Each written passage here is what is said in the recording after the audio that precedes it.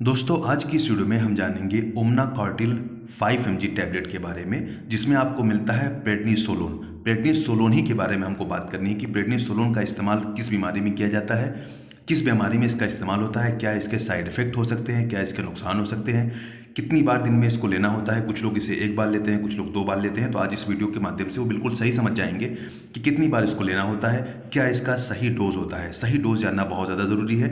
5 mg का भी एक टैबलेट आता है, 5 mg का भी आता है, 10 mg का भी आता है, 20 mg का भी आता है और 40 का भी आता है। यानी कि ये 4 उसमें आता है। 5 का भी आता है, 10 का भी आता है, 20 का भी आएगा आपको और 40 mg का भी मिल जाएगा ये टैबलेट।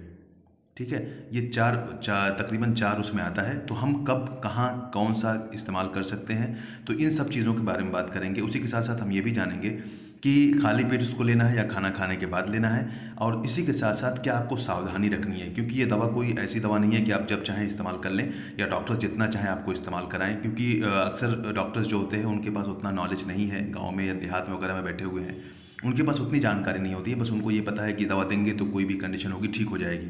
बहुत ज़्यादा गलत इस्तेमाल भी होता है, बहुत ज़्यादा इस्तेमाल होता है इस दवा का। तो इसके माध्यम से आप समझेंगे कि आप कहीं भी गलत इस दवा का इस्तेमाल ना करें, कौन से लोग इसका इस्तेमाल ना करें, किसको इस दवा का इस्तेमाल नहीं करना है, कौन सी बीमारी से ठीक होती है। तो सबसे पहले हम ये जानेंगे कि किस बीमारी में इसका इस्तेमाल होता है, प्रेडनिसोलोन का या ओमना कार्टिल का किस बीमारी में इस्तेमाल होता है। तो कोई भी आप ये समझ लीजिए, कोई भी इन्फ्लामेटरी कंडीशन जिसमें दर्द की दवा चलती है, ये जब बॉडी के अंदर कोई भी सूजन होगी तो उसमें दर्द होगा, उस सूजन को कम करने के लिए हम या डॉक्टर्स प्रेडनिसोलोन का इस्तेमाल कराते हैं या किया जाता है। इसी तरीके से अगर किसी को स्किन में कोई दिक्कत है, किसी को अस्थमा की कंडीशन है, सांस बहुत ज़्यादा फूल रही है, ऐसी कंडीशन में भी ओमना कार्टिल या प्रेडनिसोलोन का इस्तेमाल किया जाता है। तो आपको ये इसका यूज़ समझ में आ गया होगा। अब हम ये जान लेते हैं कि क्या इसका साइड इफेक्ट क्या हो सकते हैं। पहले हम साइड इफेक्ट जान लेते हैं, फिर हम बाकी चीज़ों के बारे में बात करेंगे। तो साइड इफेक्ट में देखिए, इसके लेने के बाद पेशेंट को एक्ने, मुहासा निकल सकता है। इसी के साथ साथ उसका वजन बढ़ सकता है, क्योंकि इसके लेने के बाद भूख बहुत ज़्यादा बढ़ती है, तो पेशेंट का वजन बहुत ज़्यादा बढ़ता है। कुछ डॉक्टर्स वजन बढ़ाने के लिए भी इस दवा को देते हैं, लेकिन ऐसा नहीं करना चाहिए। इसके लेने से वजन पेशेंट का बढ़ जाता है। इसी के साथ साथ शुगर की भी कंडीशन, डायबिटीज़ मेलाइटिस डेवलप हो जाता है। इस दवा का अगर बहुत ज़्यादा आप इस्तेमाल करेंगे, बहुत दिनों तक इस्तेमाल करेंगे, तो डायबिटीज़ मेलाइटिस भी इससे हो सकता है या हो जाता है।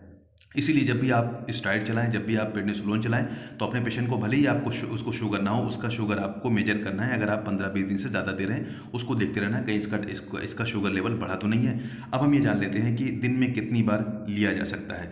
तो इसका जो डोज होता है ओमना कार्टिल का, वो आमतौर से 1 mg पर kg पर डे के हिसाब से 1 to 2 mg पर kg पर डे, यानी कि आप ये समझ लीजिए 1 mg 1 मिलीग्राम पर kg पर डे। यानी अब ये समझ लीजिए कि 50 किलो का कोई भी एडल्ट है, आमतौर से जो भी लोग बड़े होते हैं उनका वजन 50 किलो होता है, तो उसमें हम 50 mg तक इसको एक दिन में दे सकते हैं। 50 mg तक एक दिन। अब ये 5 ही mg का टैबलेट है। 5 mg का ये छोटे बच्चों में, अगर कोई 5 साल 6 साल 7 साल का है, उस हिसाब से दिया जाता है या 2-3 बार दिया जाता है। तो 50 mg का जो भी एडल्ट होता है, इसलिए उसमें 40 mg चलता है। 40 mg का टैबलेट चलता है ओमना कार्टिल का। अगर कोई एडल्ट है 50-60 किलो का है, तो डॉक्टर उसमें 40 mg चलाते हैं। आप ये समझ लीजिए कि किसी भी एडल्ट को देने के लिए हमको 50 mg कम से कम उसको एक बार में देना पड़ेगा। और बेहतर ये होता है, इसका डोज जो होता है, बेहतर ये होता है कि आप इसको एक ही टाइम में स्टेट में दें, एक ही बार में दें। 40 mg का टैबलेट एक बार में दें। और ज़रूरत पड़ने पे डॉक्टर्स, अगर किसी कंडीशन बहुत ज़्यादा गड़बड़ है, जैसे किसी को लकवा हो जाता है, कुछ लोगों को फेशियल पैरालिसिस हो जाती है, तो उसमें इसका इस्तेमाल किया जाता है।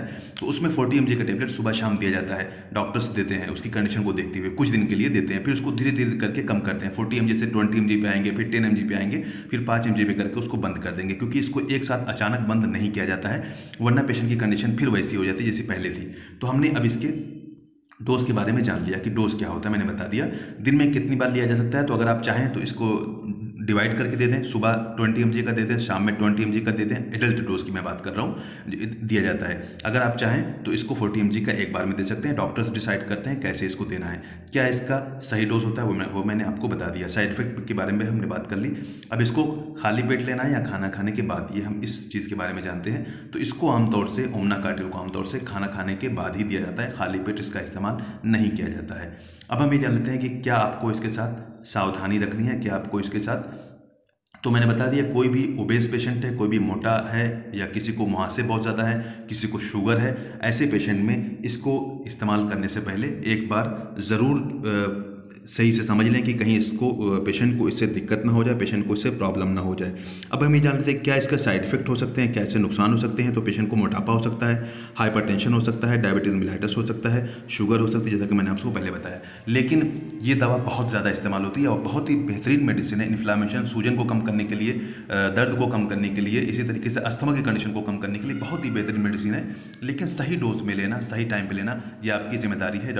जैसे आपके डॉक्टर आपको कहते हैं उसी हिसाब से आपको लेना है। कभी भी गलत इस्तेमाल नहीं करना है, ज़्यादा दिनों तक बगैर डॉक्टर की सलाह के आपको इस्तेमाल नहीं करना है। दोस्तों, अगर आपको वीडियो पसंद आए तो इस वीडियो को लाइक करें, चैनल को ज़रूर सब्सक्राइब करें और कोई भी दवा का इस्तेमाल अपने डॉक्टर से कंसल्ट करने के बाद ही करें। अगर आप कोई डॉक्टर नहीं है और अगर आप डॉक्टर हैं, मेडिकल फील्ड से हैं, तो अपने पेशेंट में जो डोज बताई गई है उसी डोज के हिसाब से दवा का इस्तेमाल कराएं और एक बार उसको वेरीफाई ज़रूर कर लें। Thanks for watching this video.